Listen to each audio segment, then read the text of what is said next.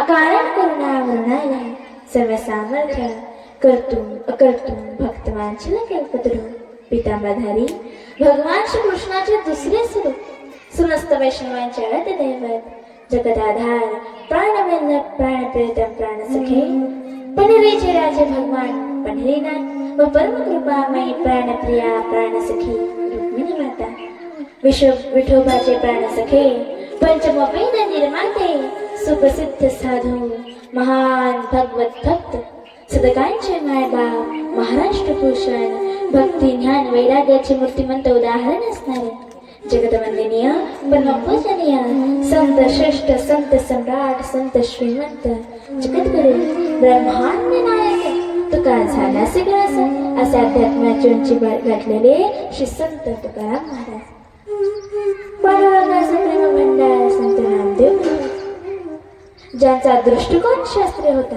व ज्यांच्या मानिने केवळ विदर्भच नव्हे तर भारत व देश विदेशात ज्यांनी क्रांती घडून आणली पत्रे सारे बॉम्ब बनेंगे भक्त बनेंगे सेना ज्यांचे दहाड वाघासारखे व ज्यांचा हार खंजर पडल्यानंतर हृदय द्रवीभूत व्हायचं अंगावर शहारा व्हायचा असे राष्ट्रधर्माचे चालते बोलते मूर्ती स्वरूप महान विभूतिमत्व अशिस्त असंघटित असुशिक्षित अशा समाजाला भजनाद्वारे व ग्रामगीतेतील देवदर्शन धर्माध्ययन आश्रम धर्म संसार धर्मात वर्णव्यवस्था संस्कार प्रभाव आचार प्राबल्य प्रचार महिमा सेवा सामर्थ्य संवेदन शक्ती ग्राम रक्षण ग्राम शुद्धी ग्राम निर्माण करा ग्राम आरोग्य गो मोक्ष सुधार वैष्णव गरिबी श्रीमंती श्रम संपत्ती जीवन शिक्षण वर्णोन्नती वैवाहिक जीवन अंत संस्कार सणोत्सव यात्रा मेळे देव देवळे मूर्तीपासना सामूहिक प्रार्थना धर्म द्वैत सेवा भजन क्रम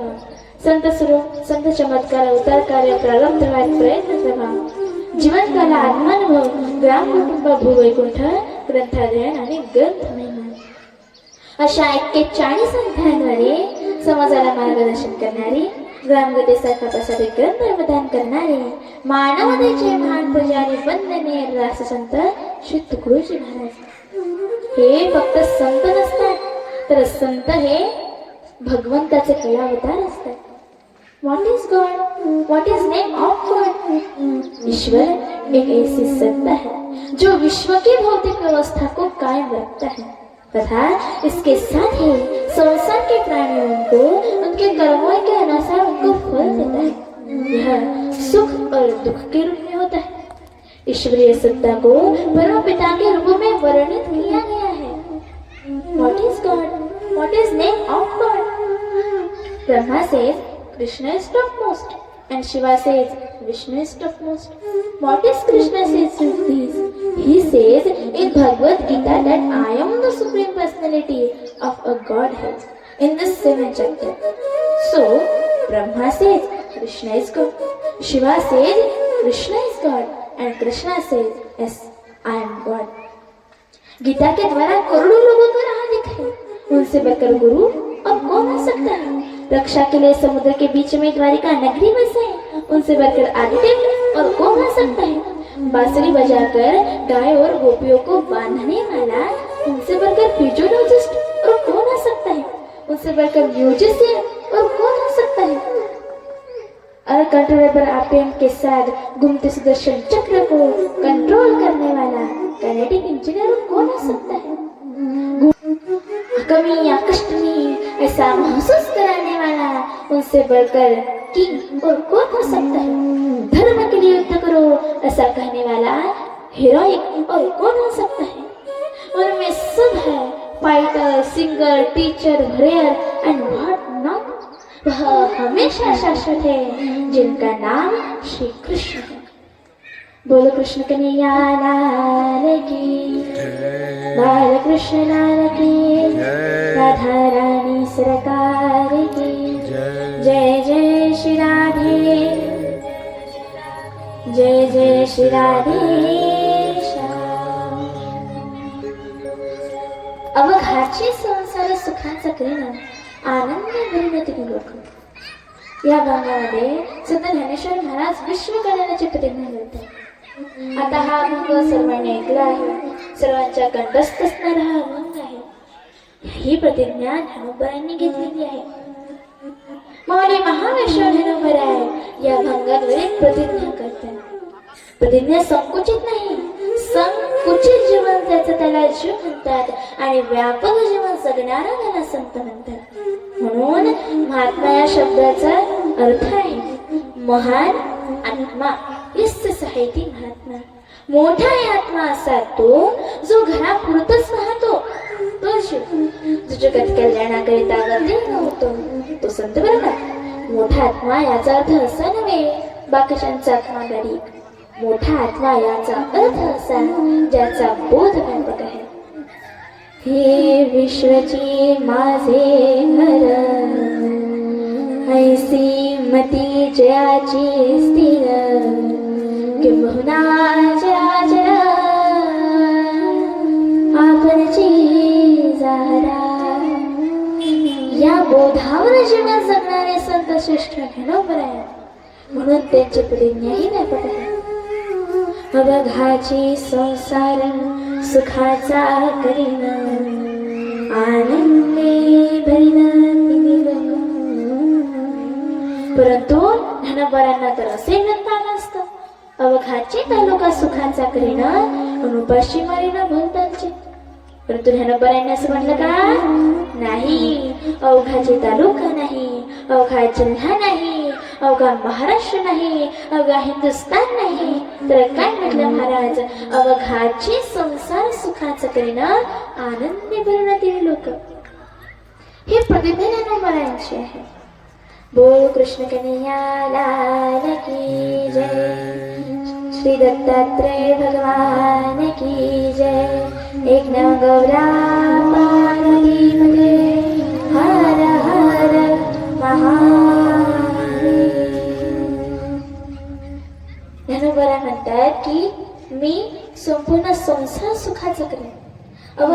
जीवाची संसार सुखाचं करीन आनंद करीन तिने लोक.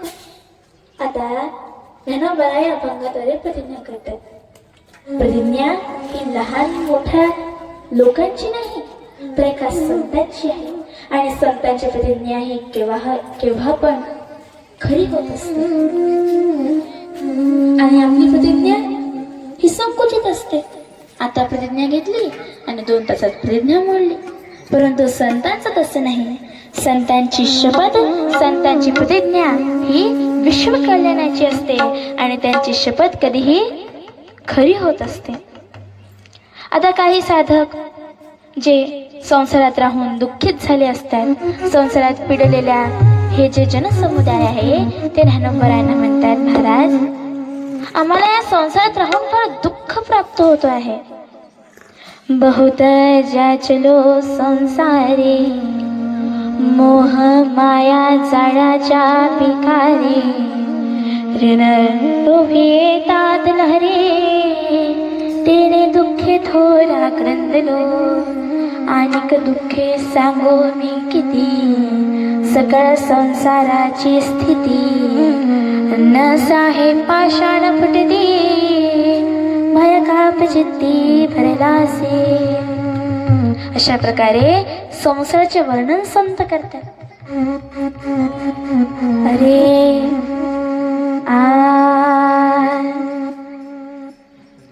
अरे संसार संसार, जसा तवा सुल्यावर, आधी हाताला चटके, तेव्हा मिळते भाकर.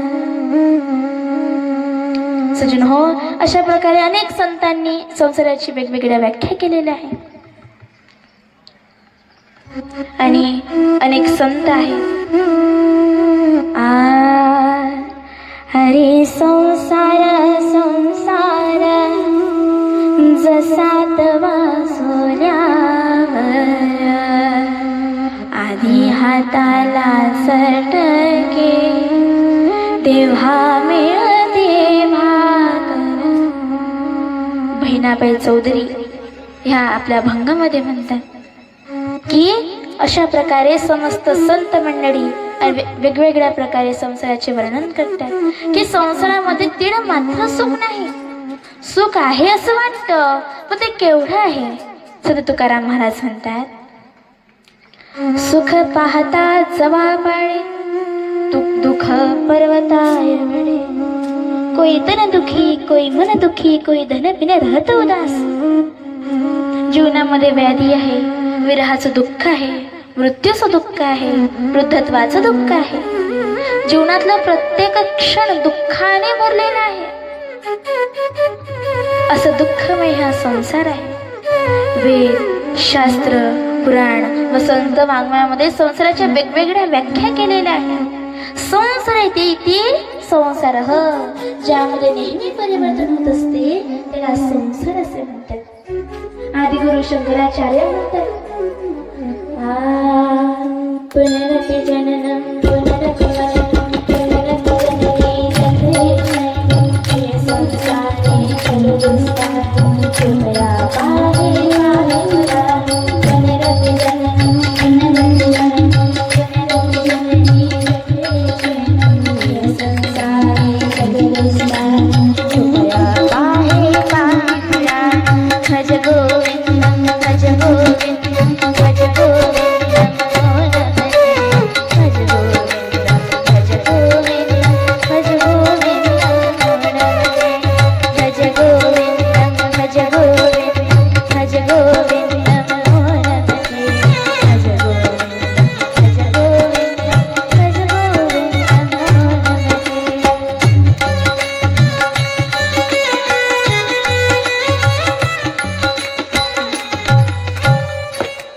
असा हा संसार आहे.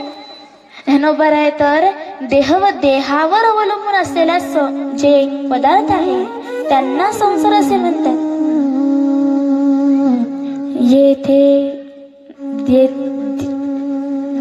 जेथे देहादिक हे संसारे, मोह माया जाळाच्या भिखारी, तिनवून येताती लहरे, थोरा क्रंदलो. सजन हो, हे जे मरण आहे याला जो मानतो, म्हणजे याला जो खरं मानतो त्याला संसार असे म्हणतात. अगा उपजणे निमने हे साच्याचे जे काम मानणे, तो जीव लोक मी म्हणे संसारू. आता मला सांगा, आपण पाणी घेतलं, पाण्याला एका बाउलमध्ये घेतलं आणि ते फ्रीजरमध्ये ठेवून दिलं, मग त्या पाण्याचं काय होणार? बर्फ. आणि मग आता ते बर्फ आपण बाहेर काढलं, एका ताटामध्ये घेतलं आणि हवेच्यामुळे त्या बर्फाचं काय होणार? पाणी होणार. मग आता मला सांगा, यामध्ये मरणार कोण? पाणी मरणार की बर्फ मरणार? बर्फ. मग बर्फाचं पाणी झालं म्हणजे बर्फ मेला, हो ना? मग पाण्याचा तर यापूर्वी बर्फ झाला होता, मग पाणी पण मेलं नाही. म्हणजे फक्त यामध्ये रूपांतर झालेले आहे, यामध्ये कोणीच मरणार नाही, कोणीच मरत सुद्धा नाही, हो ना?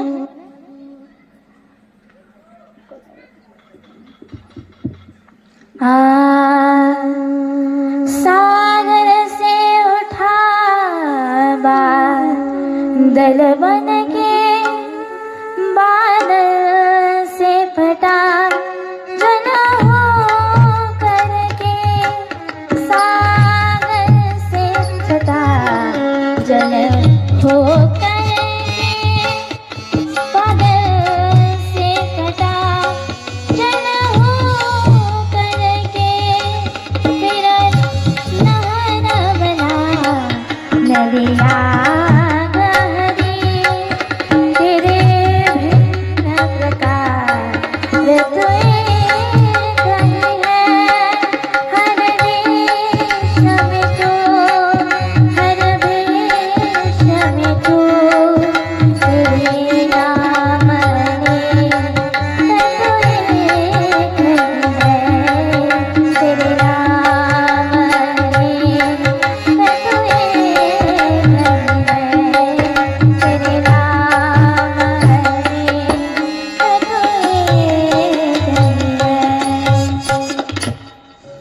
असं हे संसार आहे. मग ते संसार सुखाचं करेन अशी अनुभय प्रतिज्ञा करतात.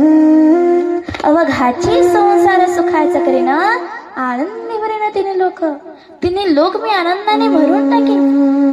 पण आता हे संसार काही साधारण नाही. संसाराचा स्वभाव आहे दुःख देणं. मग आता तो सुखाचा होईल कसा? कारण ज्याचा जो स्वभाव आहे तो काही केल्या बदलत नाही. असाच एक टांग्यावाला असतो. सकाळची वेळ आहे, टांग्यावाला झोपलेला आहे. ते कोण एक प्रवासी येतो आणि म्हणतो, उठ, स्टँडवर जायचं आहे. तो टांग्यावाला उठतो, डोळे चोळत उठतो. त्याला काही सुचलं नाही. त्याने एक घोडं सोडलं आणि टांग्याला जोडलं. प्रवासी बसला आणि निघाला टांगा. 5 मिनिट झाले, टांगा थांबला. आता त्या टांग्यावाल्याच्या लक्षात आलं. तो उतरला, 2 मिनिट डान्स केला, बसला. चालला आणखी टांगा, पुन्हा चालला, पुन्हा उतरला, डान्स केला, पुन्हा बसला, पुन्हा चालला, पुन्हा उतरला, डान्स केला. 4-5 वेळा झालं. प्रवासी वैतागला आणि म्हणाला, ओय नवदेव नाही मी, एकदा झाली मस्ती हौस. प्रवासी लवकर जायचं स्टँडवर, इथे तू डान्स करत बसला आहेस. अरे माझी गाडी तिथे निघून जाईल. आता तो प्रवासी, आता तो टांगेवाला म्हणतो, हो रागवू नका, हो तुम्ही मला झोपेतून उठवलं ना, मग काय झालं? हो मी झोपेतून उठलो, मला काही सुचलं नाही. मी घोडं सोडलं आणि टांग्याला जोडलं. पण आता लक्षात आलं की टांग्याचं घोडं घरी राहिलं आणि वरारीचं घोडं टांग्याला आलं. मग डान्स केल्याशिवाय घोडा स्टँडवर जाणार नाही. काय? कारण स्वभाव आहे त्याचा. ज्याचा जो स्वभाव आहे तो काही केल्या बदलत नाही. आता संसाराचा स्वभाव आहे दुःख देणं, मग तो सुखाचा होईल का? नाही. कुत्र्याचं शेपूट 6 महिने नडीत घातलं तरी ते वाकडाच्या वाकडच राहते. श्वानासी भोजना दिले पंचामृत तरी त्याचे चित्त हळावते. आधी होता वाघ्या दैवयोग झाला बाघ्या त्याचे डोकोट राहिना मूळ स्वभाव जाईना. आधी होता ग्राम जोशी राज बदले त्याशी त्याचे पंचांग राहिना मूळ स्वभाव जाईना. आधी होती दासी पट्टदानी केली तिशी तिचे हिनरे नाहीना मूळ स्वभाव जाईना. आधी होता सतसंग तुका झाला पांडुरंग त्याचे भजन कीर्तन राहिना मूळ स्वभाव जाईना. म्हणून त्याचा जो स्वभाव आहे तो काही केला बदलत नाही. संसाराचा स्वभाव आहे दुःख देणं, मग तो सुखाचा होईल कसा. पण तरी सुद्धा ज्ञानेश्वर महाराजांनी ज्ञानेश्वरीद्वारे संसाराला सुखाच केलं. तिन्ही लोक आनंदाने भरून दिले.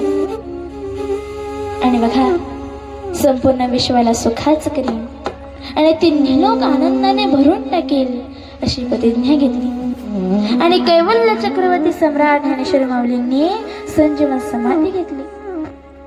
थोडक्यात तो प्रसंग आपण बघूया. समाधी साधन संजीवनना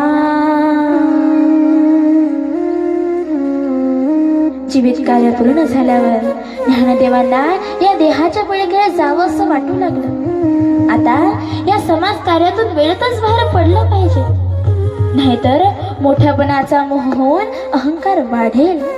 हा गंभीर विचार मनात आला असावा. आणि या संकल्पनेचा शोध घेण्याकरिता ज्ञानदेवांनी चिंतन केले व या चिंतनातूनच त्याने संजीवन समाधीचा कठोर निर्णय घेतला. संजीवन समाधी घेण्यामागचं कोणतेही कारण असू शकतात, पण समाधी घेणं हे काही सोपी गोष्ट नाही. माऊली मात्र त्या समाधी सोहळ्यामध्ये शांतपणे आणि धीरोधार्तपणे सामोरे गेले व नंतर विलीन झाले. ते देवरूप झाले व या देवाचं दर्शन घेण्याकरिता लाखो करोडो भक्त आनंदीमध्ये गर्दी करतात. हा समाधी सोहळा घडला, पुढच्या पिढींना घडायला हवा. म्हणून नामदेव महाराजांनी अभंगाद्वारे सर्व घडलेली घटना लिहिली व ही अध्यात्माची शिदोरी एका सामान्य जनाच्या हाती पोहोचवली. आता आपल्या मनाशी केलेला निर्णय ज्ञानदेवांनी सर्वात प्रथम निवृत्तीनाथांना सांगितला.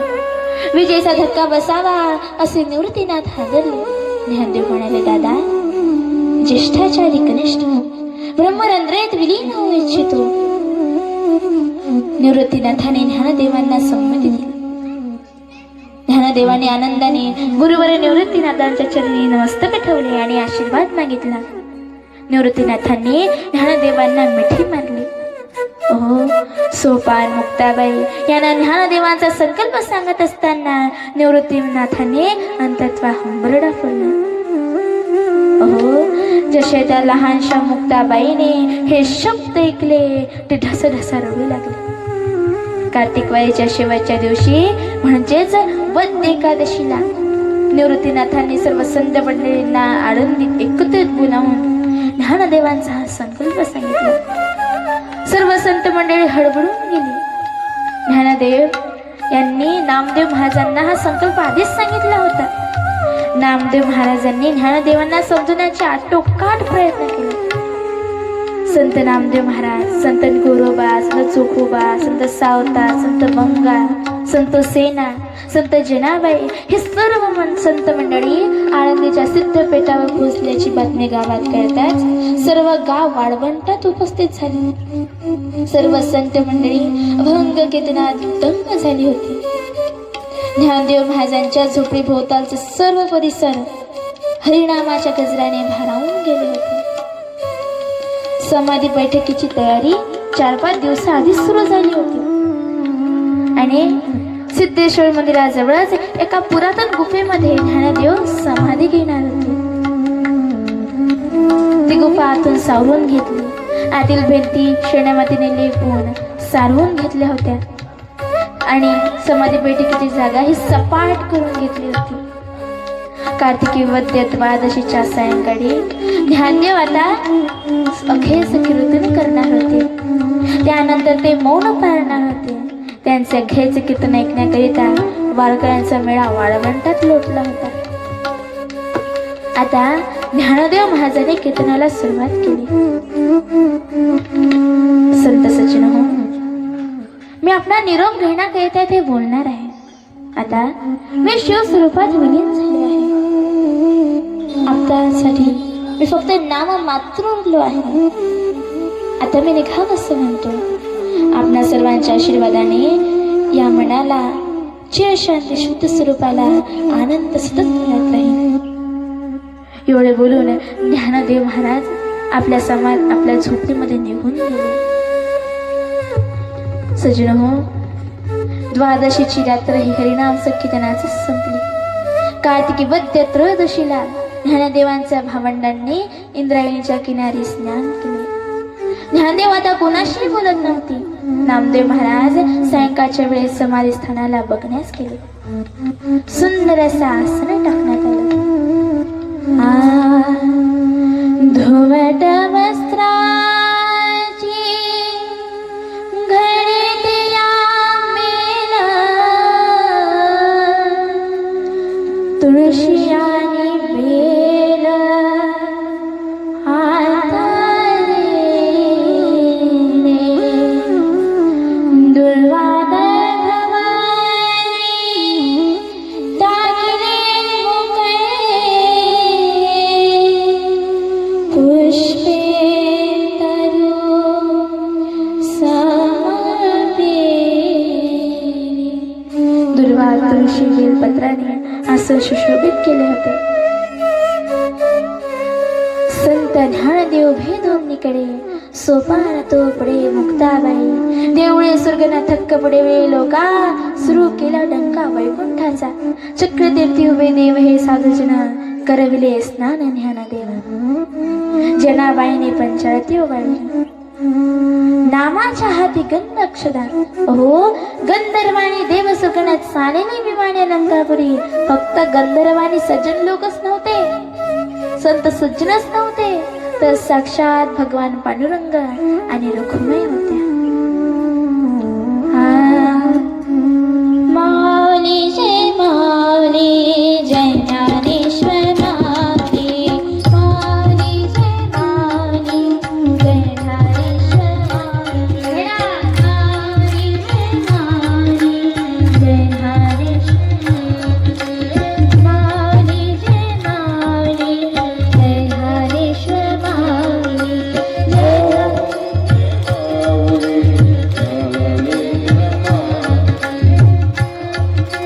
माऊली जय ज्ञानेश्वर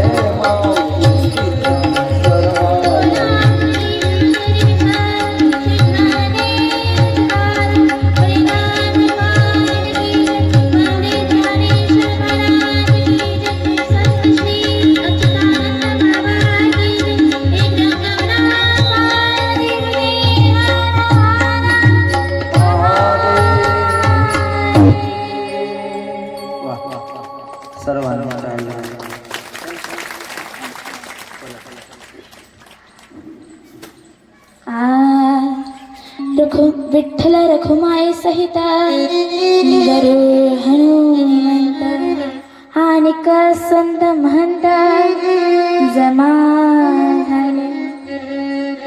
नावा म्हणे धन्य भाग्याचे संत झाला पहा एकांत ज्ञानोबाचा.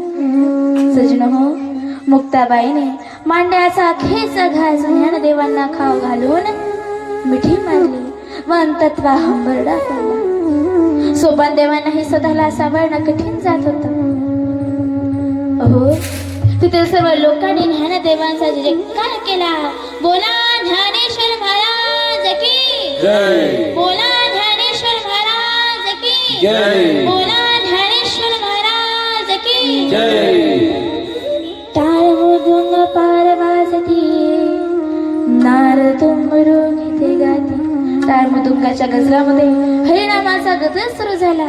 आता ज्ञानदेव समाधी स्थानाकडे चालायला लागले. आला सज्जन हो, ज्ञानदेवांनी अखेर समाधीच्या स्थानाला 3 प्रदक्षिणा घातल्या. दशमीच्या दिवशी केली प्रदक्षिणा.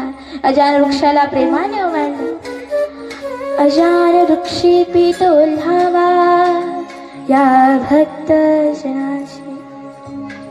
तेथील सर्व संत मंडळींनी ज्ञानदेवांना प्रणाम केला. ज्ञानदेवांनी समस्त जनतेने अखेर सागरात प्रणाम केला. आता विश्वात्मके देवे हिने भाग्यज्ञ तोषावे, तोषोनी मज द्यावे पसायला नाही. जे खणांचे व्यंकटी सांडो, तया सत्कर्मे रतीवार. होता परस्परे जळो मैत्र जीवांचे. अखेर निवृत्तीनाथाने ज्ञानदेवांचा एक हात धरला आणि ज्ञानदेवांचा दुसरा हात भगवान विठ्ठलाने धरला व समाधी स्थानाकडे चालायला लागले.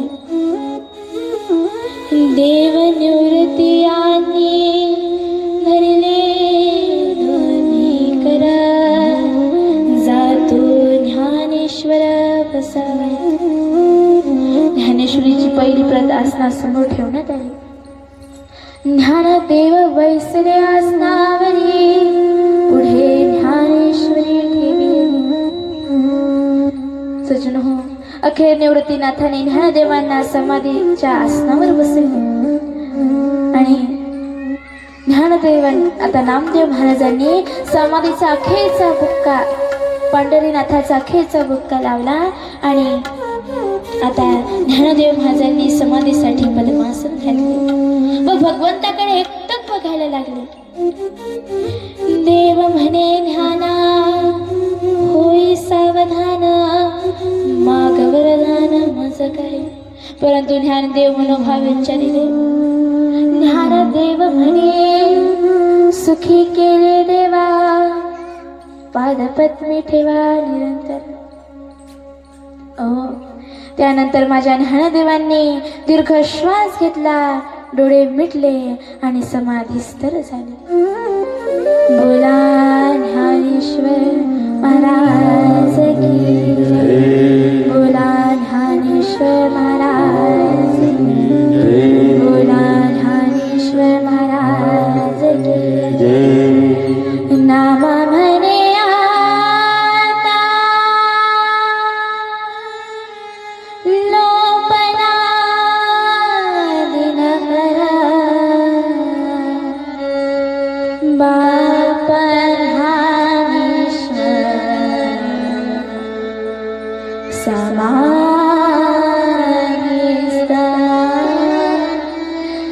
बापन ज्ञानेश्वर समाधी. अखेर निवृत्तीनाथ घेऊन बाहेर पडले आणि घातली अशा समाधीशी. जळंत करण्याने निवृत्तीनाथांनी समाधीच्या दाराला शिळा घातली. दार कायमच बंद झालं. कार्तिक वद्य त्रयोदशीला हा ज्ञान सूर्य मावळला. समाधी साधना संजीवन नाम शांतिरया सम सर्वान। अशा प्रकारे ज्ञानदेवांनी आपली समाधी घेतली. ईश्वराने ज्याप्रमाणे बुद्धी दिली, गुरुवर्याने ज्याप्रमाणे ज्ञान दिलं, तेच तुमच्यासमोर मांडण्याचा मी प्रयत्न केला. बोलण्याच्या अगोदर माझ्याकडून जे काही चुकलं असेल तर आपली मुलगी समजून माफ करा. आईवडिलांनो, आता हे जे माझं प्रवचन घेण्यात आलं, ज्यांकडून घेण्यात आलं ते हरिभक्त परायण माननीय श्री निंबाळकर महाराज यांचे मी आभार मानते आणि येथील जे आयोजक आहेत त्यांचे सुद्धा आभार मानते. आपणा सर्वांचे आभार मानते की तुम्ही शांततेत माझं हे प्रवचन ऐकलं आणि माझ्या वाणीला मी इथेच पूर्णविराम देते. गुरु महाराज गुरु जय जय परब्रह्म सद्गुरु. गुरु महाराज गुरु जय परब्रह्म सद्गुरु. गुरु महाराज गुरु जय जय परब्रह्म सद्गुरु. गुरु महाराज गुरु जय जय परब्रह्म सद्गुरु. गुरु महाराज गुरु जय जय परब्रह्म सद्गुरु. गुरु महाराज गुरु जय जय परब्रह्म सद्गुरु. गुरु महाराज गुरु जय जय परब्रह्म सद्गुरु. गुरु महाराज गुरु जय जय परब्रह्म सद्गुरु. दिगंबरा दिगंबरा श्रीपादवल्लभ दिगंबरा. दिगंबरा दिगंबरा श्रीपादवल्लभ दिगंबरा. दिगंबरा दिगंबरा श्रीपादवल्लभ दिगंबरा. दिगंबरा दिगंबरा श्रीपादवल्लभ दिगंबरा. दिगंबरा दिगंबरा श्रीपादवल्लभ दिगंबरा. दिगंबरा दिगंबरा माऊली जय माऊली श्री दत्त गुरु माऊली. माऊली जय माऊली श्री दत्त जय माऊली. श्री दत्त गुरु जय दत्त गुरु गुरु दत्त गुरु माऊली. श्री दत्त गुरु जय दत्त गुरु गुरु दत्त गुरु माऊली. जय माऊली श्री दत्त गुरु माऊली. माऊली जय माऊली. माऊली जय माऊली श्री दत्त गुरु माऊली. श्री दत्तात्रय भगवान की. नवनाथ भगवान की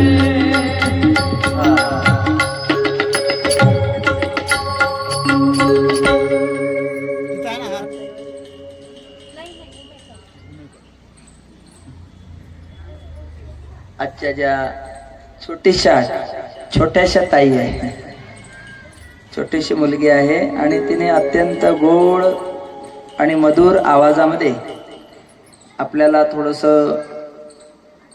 आणि विवेचन करण्याचा प्रयत्न केला. म्हणून छोटीशी भेट मंडळातर्फे आदरणीय हरिभक्तपरायण उमेकर ताई आणि त्या छोट्या ताईचं हरिभक्तपरायण आदरणीय पद्मजा श्रीताई.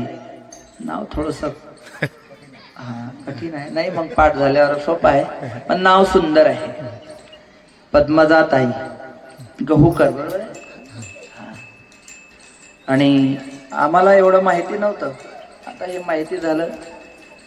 आपल्या अमरावतीतल्याच आहे म्हणते. अमरावतीतल्या हा महेंद्र कॉलनी. अमरावतीतल्याच आहे, महेंद्र कॉलनी मधील. आणि आता सुरू आहे त्यांचं. सुंदर वारकरी कीर्तन करते असं म्हणतात.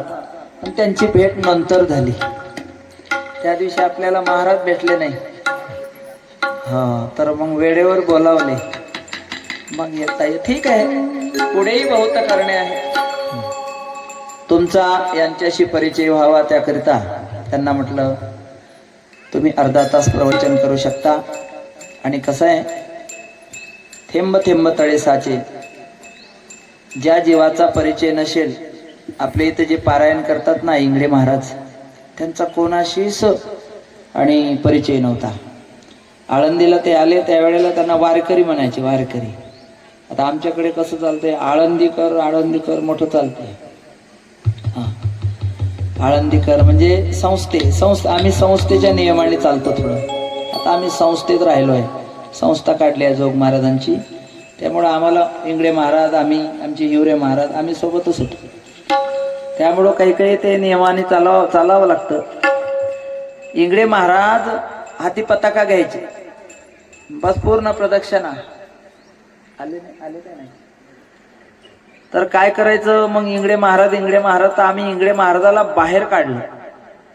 कसं आहे, ज्याचा परिचय नसेल त्याचा परिचय करून देणं, आणि परिचय केल्यानंतर त्यांच्या प्रारब्धामध्ये वाढ व्हावी, त्यांचं संचित उज्ज्वल व्हावं, आणि अनेक ठिकाणी त्यांच्याही हातून देवाचं कार्य व्हावं, या अनुषंगाने हे आपलं सात्विक असलेल्या साधू संतांच्या, म्हणजे एक प्रकारे सेवेकऱ्यांचं हे कर्तव्य असते.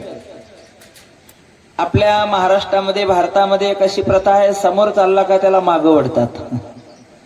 आणि ही प्रथा असल्यामुळे आपला देश अनेकदा गुलाम झाला, आणखी होणार आहे एकदा गुलाम, आणखी एकदा होणार आहे. आणि अनेक धर्म वाढणार आहे. धर्म वाढण्याचं कारणही आपणच आहे. धर्म भ्रष्ट करण्याचं, नष्ट करण्याचं कारणही आपणच आहे. कारण केवळ पदासाठी आणि प्रतिष्ठेसाठी विदेशातल्या लोकांना आणि आपणच बोलावण्याचा प्रयत्न केलेला आहे. आपल्या लोकांना आपणच संपवलेला आहे. म्हणून त्याकरता अंतःकरणामध्ये कोण्याही धर्माचा, पंथाचा, संप्रदायाचा, जातीचा भेद दुरुक्ती न ठेवता एकमेका सहाय्य करू, अवघे धरू सुपंथ. लक्षात ठेवा, शेवटी कोणीच मोठं नाही, कोणीच लहान नाही. आपण स्वतःला मोठं समजतो. कोणी म्हणते मी क्षत्रिय आहे, कोणी म्हणते मी ब्राह्मण आहे, कोणी म्हणते मी वैश्य आहे, आणि कोणीच म्हणत नाही मी शूद्र आहे. आणि वास्तविक पाहता बारीक विचार केला तर आपण सगळे शूद्र आहे. पण कोण म्हणते स्वतःला शूद्र? शूद्र म्हणजे काय आहे का, ब्राह्मण म्हणजे काय आहे का, क्षत्रिय म्हणजे काय आहे का, वैश्य म्हणजे काय आहे का? थोडक्यामध्ये उदाहरण तुम्हाला देतो आणि मग लगेच आरती करू. ब्राह्मण या शब्दाचा अर्थ असा आहे, ब्रह्म जाणे इथे ब्राह्मणा. हा अज्ञानी जीवाला ज्ञानी बनवण्याचा प्रयत्न करतो, आणि अंध पांगुळ असलेल्या जीवाला स्वजल बनवण्याचा प्रयत्न करतो, आणि माग असलेल्या जीवाला समोर नेण्याचा प्रयत्न करतो, लहान असलेल्या जीवाला मोठं बनवण्याचा प्रयत्न करतो. त्याला ब्राह्मण असं म्हणतात. ब्राह्मण की ही जात नाही आहे बर का. ब्रह्म जाणे इति ब्राह्मणा, हा म्हणजे जो ब्रह्मस्थितीला नेण्याचा प्रयत्न करतो, स्वतःही ब्रह्मरूप झालेला आहे, कोणाचा द्वेष नाही, कोणाचा मत्सर नाही. मग आता मंबाजी होते तुकोबारायच्या काळात, तुकोबारायचा किती छळ केला, त्याला काय म्हणणार तुम्ही? नाही. पण मात्र ज्ञानोबा आहे, ब्राह्मण म्हणजे ज्ञानोबा आहे. ज्ञानोबा यांनी सगळ्या तळागाळातल्या जीवाला एकत्रित केलं आणि सगळं ज्ञान घराघरामध्ये पोचवलं. क्षत्रिय म्हणजे काय नाही का, प्रत्येक जण म्हणते मी क्षत्रिय आहे. वा, शेतात गेल्यानंतर डुक्कर जर मागं लागलं तर पळून येतं, म्हणते मी क्षत्रिय आहे. घरात सरपंच निघाला तर ओ इकडे येव, इकडे येव, कोणाला बोलावं, ते पत्नीला. ओ काय झालं, सर्प निघाला, मग मारा ना, मला भेव वाटते, मला भीती वाटते, आणि म्हणते क्षत्रिय आहे. दुसरं उदाहरण, जो दुसऱ्याच्या कामात वेळोवेळी पडतो त्याला क्षत्रिय असं म्हटलं जातं. आणि क्षत्रिय या जगतामध्ये दोनच पाहायला मिळतात. एक गावागावामध्ये, नगरामध्ये जे वेळेवर आपल्या कामी पडतात त्याला क्षत्रिय म्हणतात, आणि सीमेवर जे लढत आहे त्याला क्षत्रिय म्हणतात. तिसरा क्षत्रियच नाही आहे. एखादा आपण उदाहरण देतो, एखादा शेजारी बिमार पडला, अचानक रात्री 2 वाजता बिमार पडला, आणि त्याची पत्नी ओरडायला लागली, काय करावं नाही का, आणि शेजारी गाडी आहे, शेजारची पत्नी उठली, उठाना उठाना उठाना, काय झालं, झोपू दे, उठाना, अहो ते कोणीतरी बिमार पडलं, मग मी काय करू, ते म्हणून राहिले काकाची गाडी आणा, काकाची गाडी आणा, मग तूच सांग काय करू, हवा सोडून दे ना, मग तूच जाय म्हणे. हे गेली, त्या गाडीच्या चक्क्यातली हवा सोडली. आता खरं सांगा, हा क्षत्रिय आहे का? एखाद्याचा जीव जर जात असेल आणि वेळेवर जर त्याची गाडी त्याच्या कामा पडत नसेल तर याला शूद्र असं म्हणतात। आणि वैश्य कोणाला म्हणतात? तुमच्या घरी जर धान्यानी सगळी भरभराटी असेल, काही कमी नसेल, आणि तुमच्या शेजारी पाजारी किंवा तुमच्या डोळ्यांनी एखादा बरं का भुकेसाठी तळपत असेल, त्या कुटुंबाच्या घरी जर अन्न पाणी नसेल तर तुमचं कर्तव्य आहे तुमच्या घरचा गहू तांदूळ डाळ त्यांच्या घरी नेऊन देणं, त्याला म्हणतात वैश्य। तुम्ही सळू द्याल घरी पण कोणाला देणार नाही, एक नंबरचे शूद्र आहोत आपण, याला म्हणतात वैश्य, याला म्हणतात शूद्र, नाही का? आज आहे का? हा, तर आताच आपण बोललो ब्राह्मण क्षत्रिय वैश्य आणि शूद्र। ज्याचे वाईट विचार आहे, कुविचार आहे, नीच विचार आहे, त्याला शूद्र असं म्हणतात। आता खरं खरं सांगा, आपण जर बारीक विचार करा, सगळेच जण करू, हे विचार आपल्या ठिकाणी आहेत की नाही? वाईट विचार आपल्याजवळ आहे ना, मग आपण सगळे शूद्र, आपण कोणी शूद्र मानायला तयार नाही। लक्षात ठेवा, अज्ञानी अवस्थेत स्वतःला ज्ञानी जर मानत असेल तर समजून घ्या तो पूर्ण अज्ञानी आहे, आपण अज्ञानी आहोत।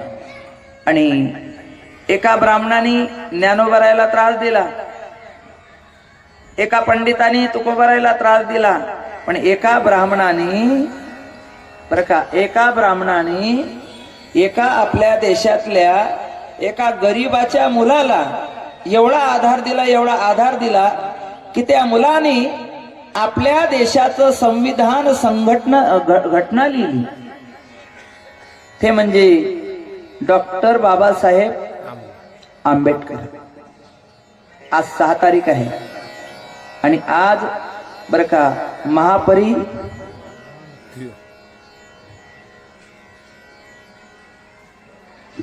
महापरिनिर्वाण आहे। आज आपल्या देशाला एवढं सुंदर रत्न प्राप्त झालं आणि एवढं सुंदर जगाला मार्गदर्शन त्यांनी केलं। फक्त आम्ही त्याच्या मार्गदर्शनाने पैशाने मोठं झालो। लक्षात ठेवा, निवड पैशाने, कारण त्यांचं नाव घेतल्याबरोबर माणूस गरिबीतला श्रीमंत होतो।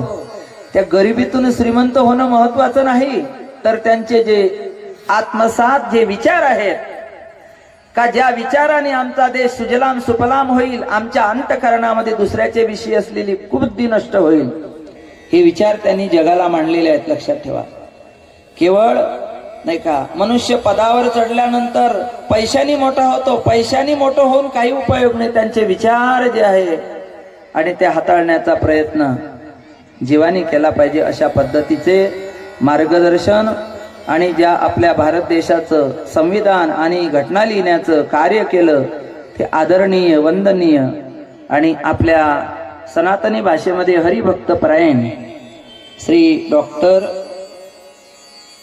भीमरावजी आंबेडकर त्यांचं आज महापरिनिर्वाण। महाराज अनेक नेते झाले, अनेक मंत्री झाले आपल्या देशामध्ये,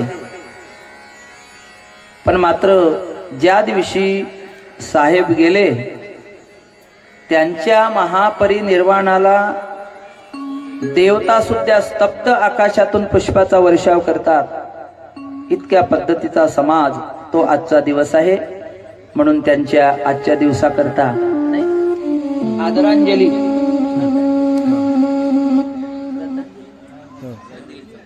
आपण सर्वच्या सर्व त्यांना आदरांजली म्हणजे अंतःकरणामध्ये त्यांचा आदर ठेवून आणि एक आपल्या देशाला लाभलेलं फार मोठं रत्न ज्याला विश्वरत्न म्हटलं गेलेलं आहे, म्हणून त्यांच्यासाठी जोराने आपण दत्तात्रय प्रभू नवनाथांचा जयघोष करण्याचा प्रयत्न करून हीच सुमनांजली त्यांना आपण अर्पण करू।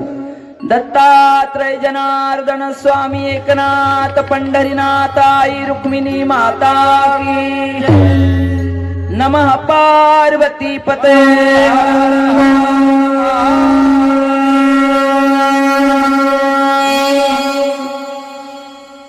डॉक्टर बाबासाहेब की